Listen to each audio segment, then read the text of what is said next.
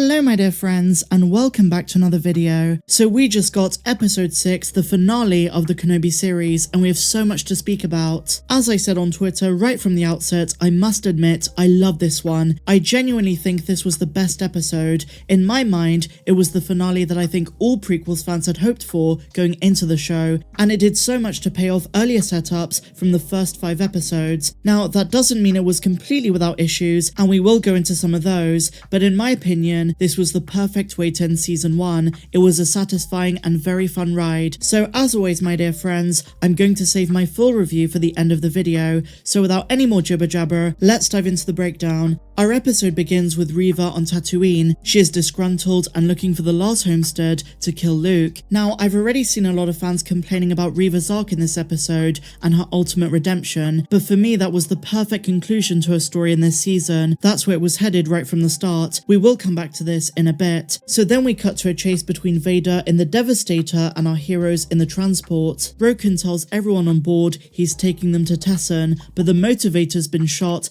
and the power couplings are bad. Obi-Wan comes up with a plan to give Roken more time to fix the ship. He takes an escape craft to lure Vader away and it works. Obi-Wan prepares to face him, but this time he's got his strength back. So Vader follows Obi-Wan to the nearby barren moon and they face each other once again. This moon, as well as a number of other awesome details in the episode, was so reminiscent of Star Wars Rebels. The aesthetic in many ways was like that of Malachor, and it was so clearly inspired by Twilight of the Apprentice overall. Vader descends and asks his former master if he came to destroy him. Obi-Wan replies with exactly what he said to him before their fight in Revenge of the Sith: "I will do what I must." And then he got into his iconic stance and the fight began. Now, as you would expect, some of the fight was a bit clunky in places, but overall this duel was freaking awesome and iconic, so intense. Vader notices that Obi-Wan has his abilities back and his connection to the Force is strong, so he doubles down on his aggressiveness. At first, Vader gains the upper hand and rock piles Kenobi into a ditch. Obi-Wan, using the Force, emerges and we see him completely dominate Vader. He whoops his ass. "Sit down, son." He lifts rocks in a similar way to Rey in The Last Jedi. I know, I'm so sorry to make that comparison, but it's instantly what I thought of. Kenobi really lets Vader have it. Jedi Master Obi-Wan is back, and as the leaks predicted, he slashes Vader's helmet in half and we see Anakin's face beneath. Now be honest guys, you were not prepared emotionally for what happened next.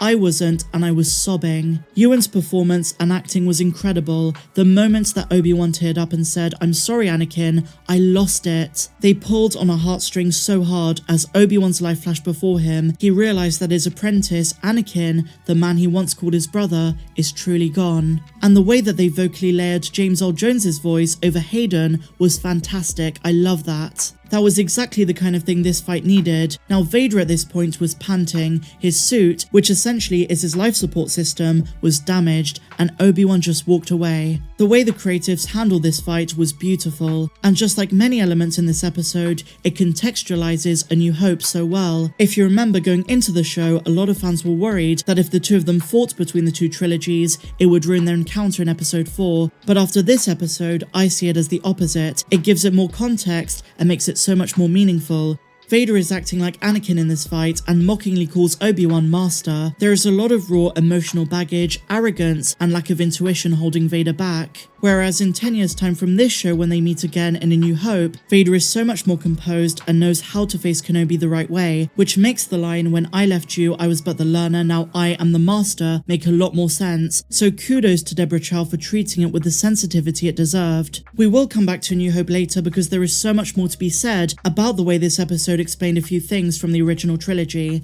So back on Tatooine, a local merchant warns Owen and Luke that Reva is after them. They rush back to the homestead and hey, it's Aunt Beru, finally. I was beginning to worry that we weren't going to get any of her. So anyway, they prepare weaponry and devise a plan for when Reva arrives, but when she appears later that evening, no one can stop her. She gets to Luke and a chase ensues near the Jundland Wastes. And I want to address the issue of the lightsaber because I've seen some folks say that Luke saw it. I don't think he did, and even if he got a glimpse, it doesn't take away from him genuinely not knowing what a lightsaber is in episode 4. He would have just seen the red glow, and later she only ignites it after he's passed out. so he never gets a good look at it. So as he falls, Reva is about to strike him, but she sees a young version of herself in him. She cannot go through with it. She doesn't want to repeat the cycle. She cannot in good conscience take away this child from his family. And even earlier she saw how much Owen loved his kid. Even though he's an uncle, he considers Luke his son. And in my opinion, her change of heart was a great way to round off this character's arc, and very much in line with where her story was headed earlier in the season. She was so conflicted,